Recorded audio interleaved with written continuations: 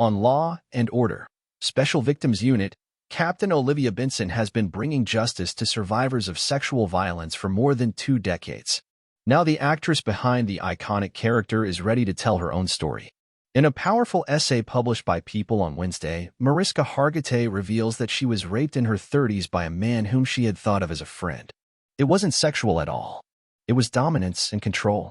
Overpowering control, writes Hargitay, 59. I tried all the ways I knew to get out of it. I tried to make jokes, to be charming, to set a boundary, to reason, to say no. He grabbed me by the arms and held me down.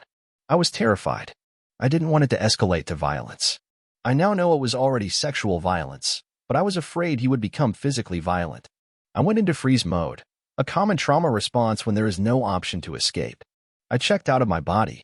Hargitay explains that she couldn't process what she went through for a long time because she couldn't believe that it happened, that it could happen. So I cut it out. I removed it from my narrative, she writes. I now have so much empathy for the part of me that made that choice because that part got me through it. It never happened. Now I honor that part. I did what I had to do to survive. For a long time, he, actress, producer, and advocate, focused on building her Joyful Heart Foundation to help survivors of abuse and sexual violence heal. I think I also needed to see what healing could look like, Hargitay writes. I look back on speeches where I said, I'm not a survivor.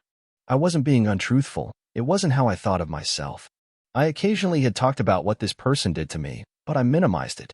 Hargitay's husband, Peter Herman, remembers how she used to say things like, it wasn't rape. But after she began talking about it more with the people closest to her who were the first ones to call it what it was, things started shifting in her.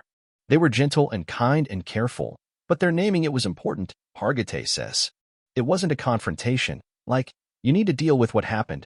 It was more like looking at it in the light of day. Here's what it means when someone rapes another person. So on your own time, it could be useful to compare that to what was done to you. Then I had my own realization, my own reckoning. Now I'm able to see clearly what was done to me.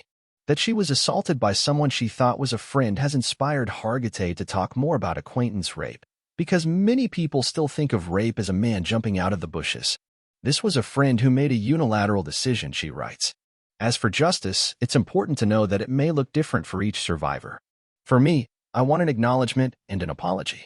I'm sorry for what I did to you. I raped you. I am without excuse. That is a beginning.